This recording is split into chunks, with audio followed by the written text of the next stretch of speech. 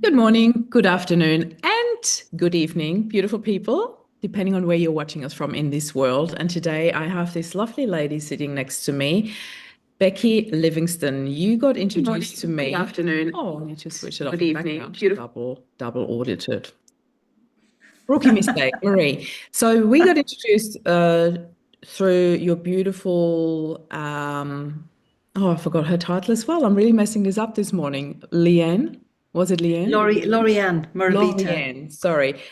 I'm just going to hand over to you, Becky, because this was not my best introduction ever, but we are live already, so I can't rewind this. And I would like to invite you to introduce yourself to our audience, please. Welcome, Becky. Yeah, sure. Thanks for having me, Marie. My name is Becky Livingston, and I'm the author of a best-selling memoir here in BC in Canada. It's called The Suitcase and the Jar, Travels with a Daughter's Ashes, which I wrote after I'd done my 26-month journey traveling around the world, leaving my daughter's ashes everywhere I went. Yeah.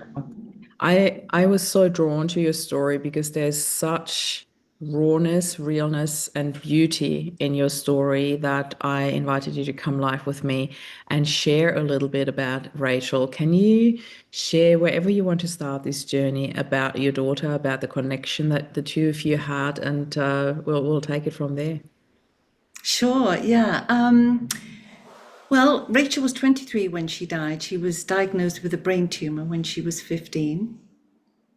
And she had 2 awake craniotomies, ultimately a course of radiation, a course of chemotherapy, 4 different prognoses on what kind of tumor she had.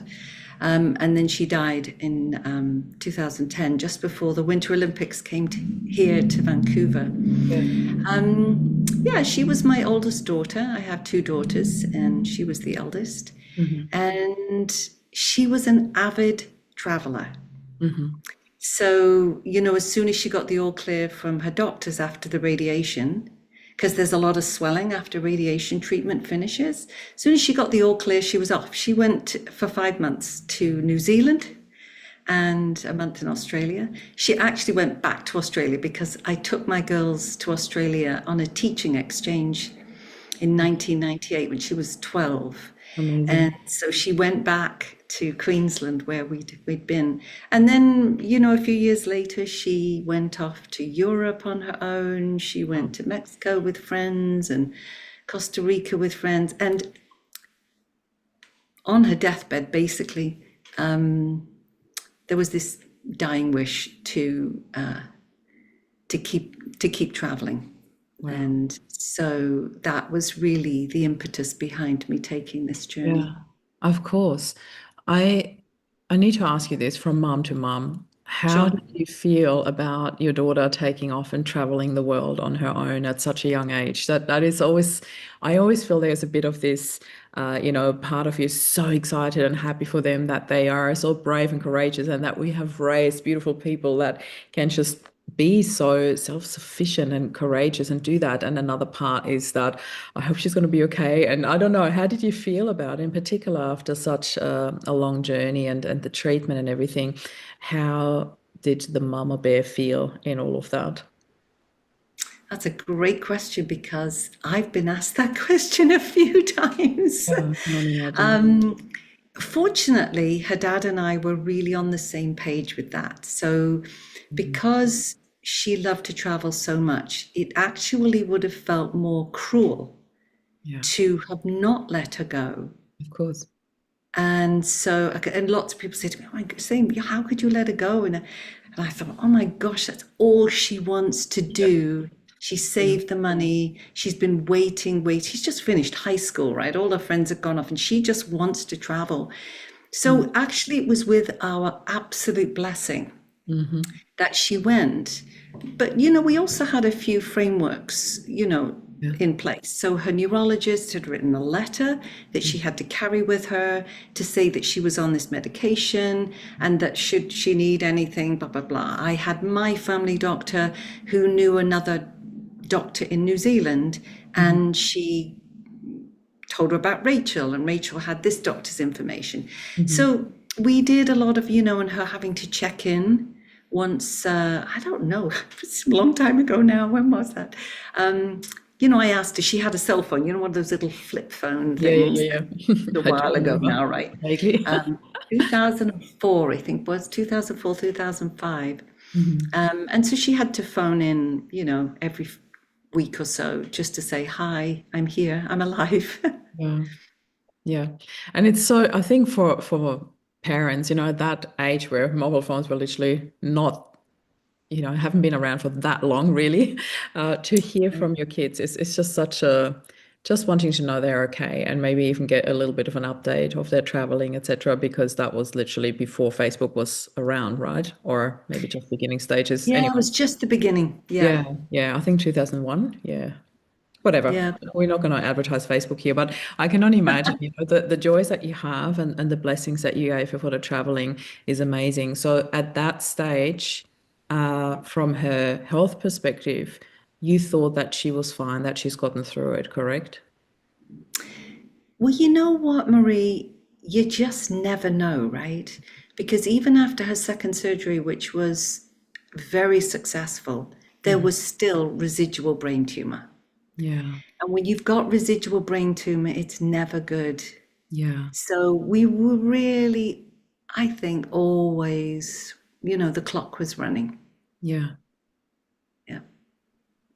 That would have been really hard to watch, but at the same time, knowing that the clock is running, you even more so want them to have that freedom, have the experiences, and that, whoa, that just gave me goosebumps, that knowing that there's a clock ticking. I mean, all our clocks are ticking, but that is a Sure. very different ticking of the clock when you know there's residual brain tumor and she's off traveling. So continue that story, please, if that's okay with you. So she came back from her big trip overseas. When did you know that there was another round necessary or that the tumor has grown back to a size where intervention is needed? Right. Yeah. Well, I'm guessing so that was 2005, Mhm. and it was 2008, late 2008. Yeah. She was getting words mixed up. Hmm. I remember she was doing a practicum at a local newspaper, and she was saying yes instead of no. Hmm. And she was so embarrassed. And she said, when she is at work, she tries not to talk to people because she's scared she's going to mess it up. And of course, when I noticed it, and then it wasn't just that. It wasn't bad. Like it was Hmm. just very subtle. Yeah. And we talked about it. And I thought, oh, this is it now. So we had to go in for another. I mean, she always had to have MRI. She was having to have them every 3 months anyway. And yeah, it sort of proved my darkest worries, right? So they said, yes, it's come back. It's gone to the other side of her brain and it's inoperable. And so all we can do now is chemotherapy. So it's an oral chemotherapy because of the blood-brain barrier. You don't do typical chemotherapy. And yeah, she started that on Christmas Eve of 2008. And on Christmas Eve 2009, she's now in a hospital bed and they're putting all the butterfly clips of needles, and she's, it's got pretty bad at this point, right?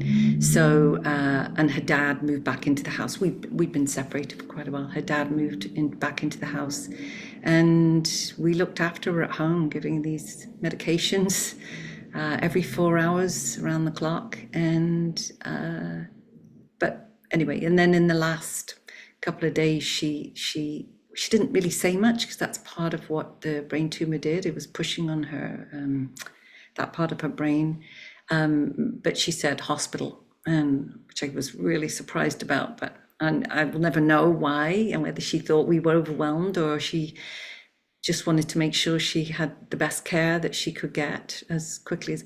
And so she was in hospital for and then she died in hospital, in a private room for her, and we were all there, and her sister and her dad and I and my daughter's boyfriend. And yeah, it was, I would say actually, considering as awful as the reality was, it was a wonderful way for her to go out because she loved to party. She was always the last person to leave any, and she kind of was because we were all talking and eating pizza and we had beer and it was, and they were very good at the hospital. They didn't blink an eye. They just would just let us do our thing. Wonderful.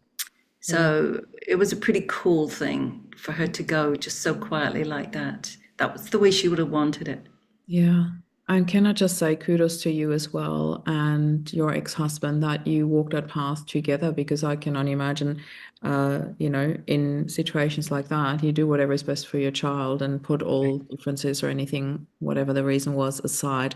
And I think it must have been very beautiful for Rachel as well to have all her family together and pizza and beer, what a way to go. I'm sorry to say Right. that, but I think it is just such a beautiful thing for her to have had enough to voice that what she really wanted and needed in that moment, and that you accommodated that. I cannot imagine that being easy for you to accommodate that wish for her.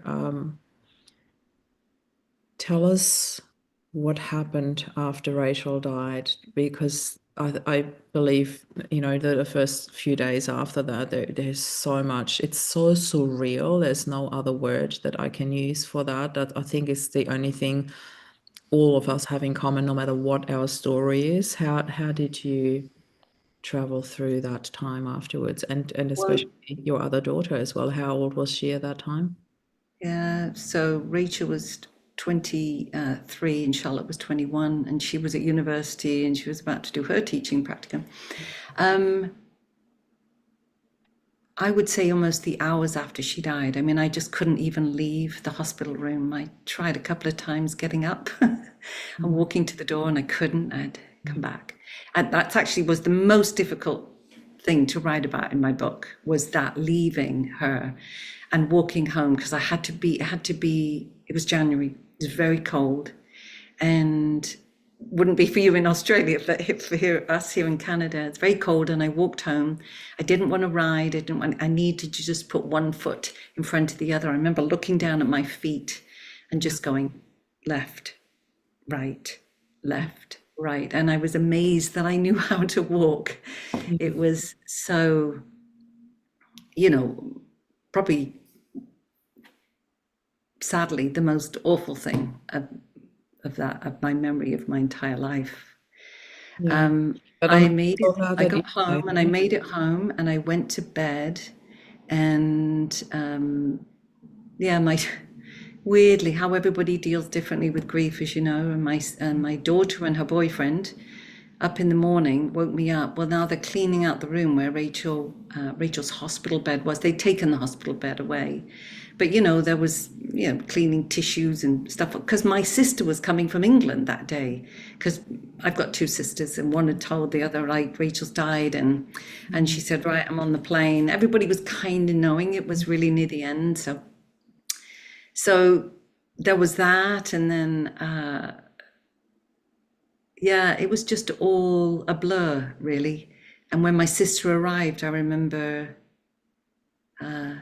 having this realization, that kind of like that blow to the side of your head where I can't think of another way to describe it, Mm. of saying to my sister, oh, I am never going to see Rachel again. Yeah. And I just thought, of course I'm not. But it was that tiny, tiny little bit of logic that entered And then. logic and And she emotions buoyed are me through just actually pretty different. much the next couple of days. She was great. I just I couldn't think. My head was not attached to my body. Of course not. And I always say, logic, like knowing something, and emotions, how to actually process the facts is very different. Two pairs of shoes, it's just, I'm glad that you mentioned the fact how hard it is to walk away.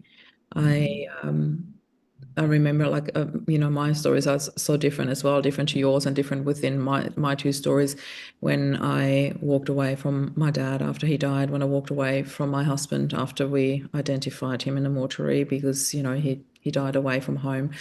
Those are the moments, they're really, really hard to put into words because there is this finality of it all that really hits you so hard that you will never see that person again, and that is just something I don't think anybody can imagine who hasn't lived through it, how heavy that feels and how hard it is to bring yourself to actually physically walk away because you know in that moment that it is absolutely final and that brings some heaviness that is really hard to put into words. So thank you for sharing that and mentioning that. Becky, you have written, let's just before we go to the book, you have had an incredible decision of what to do because of Rachel's dying wish. Do you want to share about that? When and how did you decide? How did you plan? I'll let you tell that story because I love it. What, the story about deciding to leave and go with her? Yeah, well, The a travel. few months. Yeah, okay. Well, in a few months after she died, I went back to work and it just got worse and worse and worse. Teaching's, you've got to be 100% when you're teaching. And I was running on, on fumes, I think. And it got worse and worse and worse. And I just thought, about a year after she died, I thought, something's got to give. And I thought, I'm going to do it. I'm going to quit my job. I was 53 at the time. And I quit my job and I just took a personal leave. I didn't think I'd ever go back to teaching. Yeah. And I quit my job. I put my stuff into storage. I packed a suitcase, some of her ashes inside a Ziploc bag, inside another bag in that suitcase. And I had no agenda. I had a place to rent in Mallorca, in Spain, to start with. And after that, all I did was house sit. I signed up with a couple of house sitting sites before I went. In fact, after Mallorca, I went all the way to Australia. I went to Perth. I have a friend that lives really close to Perth. I thought, I want to be a million miles away from everything because I don't want to be called upon Yeah. to care for like my aging parents or anything. I thought, I've done my time. Yeah. And so, and I loved it. And so I was over there and then I just friends, family, house sits. I went to India for 3 weeks because I thought that would be a really good place for me to go to get perspective on my grief. Because I really believed that by going to India, I would see hardship and poverty Yeah. and loss and pain up close. And I really needed that. Yeah. Wow. I didn't want any luxury. In fact, the place I rented in Mallorca had well, it did have some electricity, but the bathroom was outside and there was no washing machine.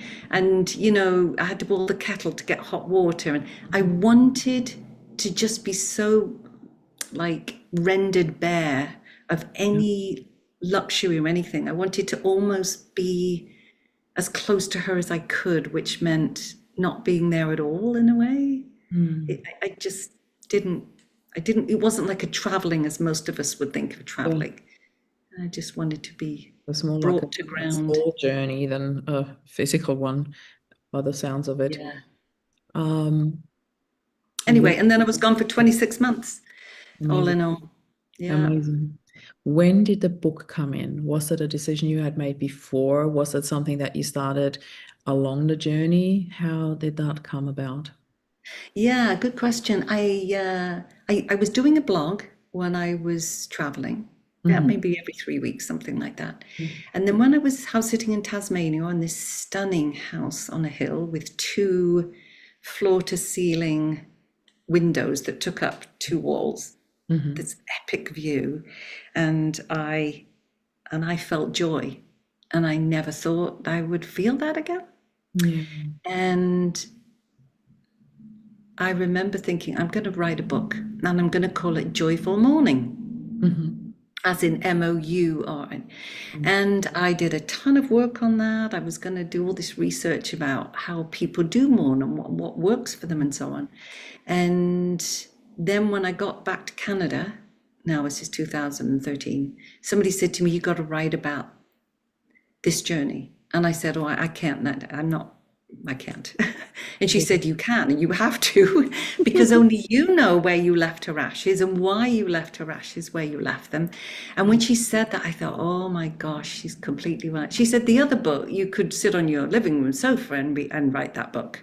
Yeah. But this book is very specific to your journey. And so then I spent the next 3 years writing the book and reading memoirs and doing courses and classes, and I had a fabulous writing mentor through Vancouver Manuscript Intensive, and I got an agent and then a publisher, and crazy. It's fabulous. Wow. Show us the book. Have you got a copy next to you? Yeah, sure. It's right here. It's right there. Got it prepared earlier. I love it. I love it. And you know what, Marie, see this here? Look Yeah. at this. I keep this. Rachel made that for me when she was in grade 2, and Oh, I've I still love got it, and I just it. keep it in my Oh, I love book. it. Yeah, That is so beautiful. That just I know. adds I to was so everything, happy to isn't it? find that. Yeah. Yeah. So, but you know what's so interesting talking about grief is that when the book was finished, Yeah. there's another grief that comes. Yeah. Because this book and that was like Rachel and I continuing our journey Yeah. from a literal journey of traveling to now a written journey. She was very much with me. And then when it was done, I mean, this was like my primary relationship. And then it was over. And Yeah. so there was a huge sadness there too, you know. That's the thing with grief. It's not always about when somebody dies, right? No. We call them secondary losses, and there are so many secondary losses that come with that primary loss. And it's first and foremost, the life that you thought or wished you had that is never going to happen in the form that you had wished for or imagined it. And then there are all these little things. And I think what you just shared, the book is finished, and that is another relationship, another connection point, a very strong connection point with Rachel gone. There's always this finality of it, the next letting go, the next letting go. And somebody said that to me a really long time ago. I can't even remember when. It must have been when the boys were really, really little. Parenting is a constant learning to let go from the moment they are born. And I thought there's so much truth in that, and it's literally the birth itself is the first letting go, because they're so protected within us. And then there's this letting go with the birth, and then there's the first sitting up and the crawling and the rolling around and the standing up and the walking and all those little things. And I remember so many times I was standing on this balcony outside watching them walk away to the playground on their own for the first time, or jumping on a school bus alone on the first time. So, all the way till Rachel traveling around the world on her own for the first time. There are so many letting go moments, but there are quite a few that you cannot prepare for.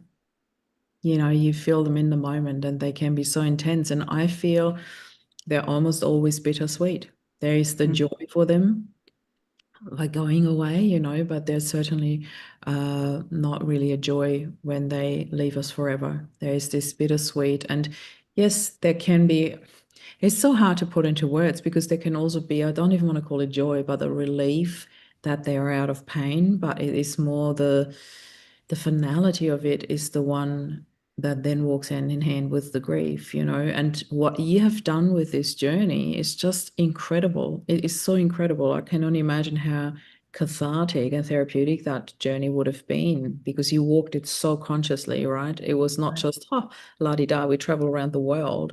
It was a Right. very conscious step by step, almost like when you walked away from the hospital that day.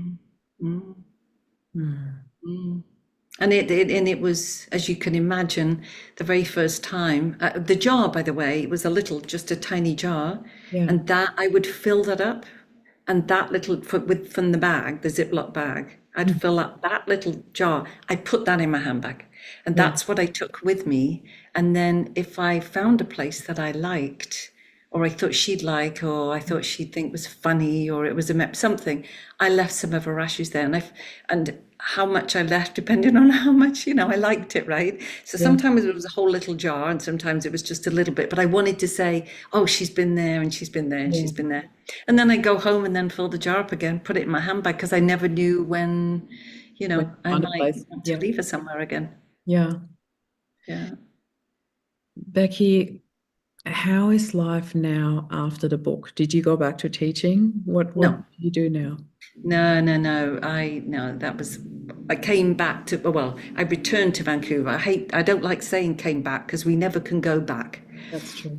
but we can return. Yes, I And love that. so Oh, I it's a love very that. Thank subtle you. thing. I'll keep So that. I Yeah. returned to Vancouver and I started to write the book. And then I went back to England to help my mum out when her partner died. And I stayed there for a while. I considered moving back to England, but I couldn't because I've got my Done. daughter here. Yeah. And then actually I moved close to where she lives. And I Mhm. was there for 5.5 years, but it wasn't my place.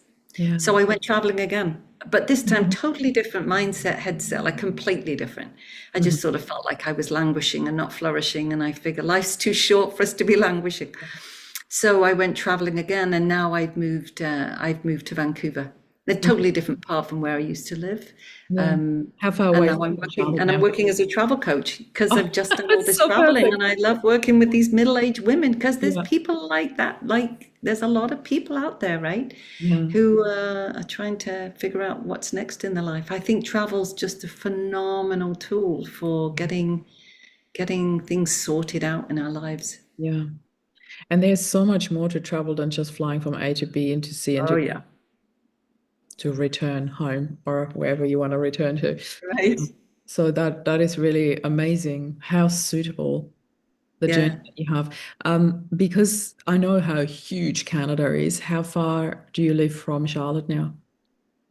It's about a 7.5 hour drive, Wow, that's incredible. which, as my nephew in London says, oh, that's just like one tube stop, which is being facetious, but Yeah, it's a long way and it's a beautiful drive in the summer, but it's not in the winter yeah. because of the shorter days and crossing over some uh, a really big mountain pass really close to where she lives. But that's, it's their nirvana. They just love it. So it's And great. that's what I love that you said, it's her place, not yours. And we all need to Right. find our place where we feel That's right. amazing. So, speaking about finding our place, how can Yes. people find you when they are on this journey of, I need to travel, I don't know how, I don't know what, I don't know what's next? How do you actually work with people? How do you help them? Can you share a little bit about that?